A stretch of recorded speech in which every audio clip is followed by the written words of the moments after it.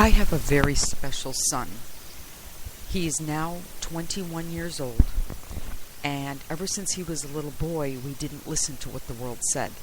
The world said he's not going to be able to drive, he's not going to be able to go to school, he's not going to graduate, he's not going to ever have a job, he's never going to leave home. And we decided, we gave it all we had. We just kept pushing and pushing and pushing, and actually we were told at one point to give up, literally by one of the professionals said, you have to give up because this time you're devoting to this hopeless effort is, taking away from your other children. And but we didn't give up. And like I said, he's 21. He graduated with high honors. He has a small business, and his business is he's a DJ. He loves music, and he's really, really good at it. And he started to indicate that he wanted to learn to drive, and we thought, well, we'll just keep pushing until the doors slam shut.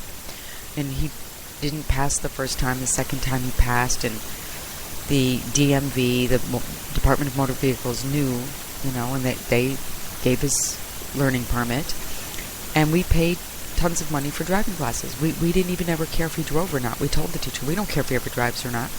As far as we're concerned, this is therapy. So once a week for a few months, she took him out.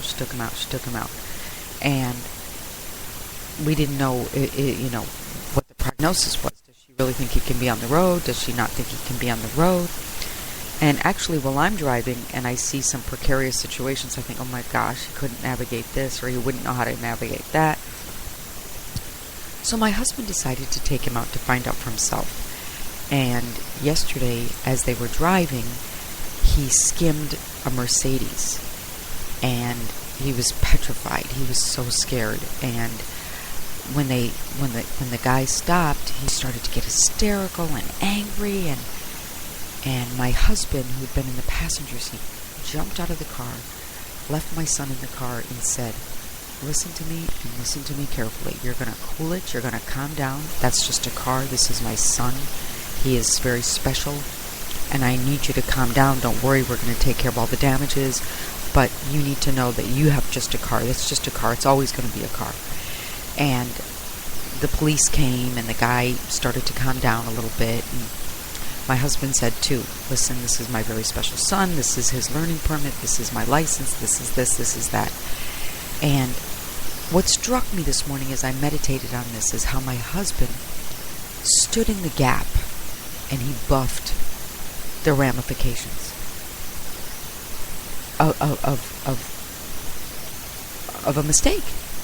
And how many of us make mistakes and we have ramifications, but God is holding us up through the entire thing. Now for the closing of the story, the most beautiful thing of all, as Jesus did for us, my husband took the entire responsibility.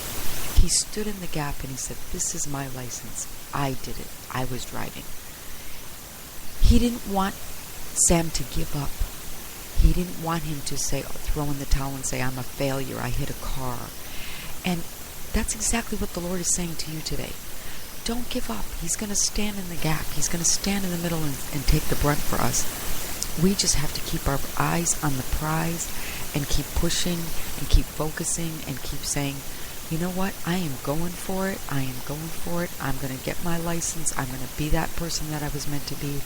I'm going to be a public speaker. I'm going to be a singer. I'm going to write that book. We can't let these little mistakes that come into our path deter us from our destiny. And even as I speak, the Lord spoke to me. Let him get his license. I was ready to throw the towel in too. So I hope this has been of inspiration to you today.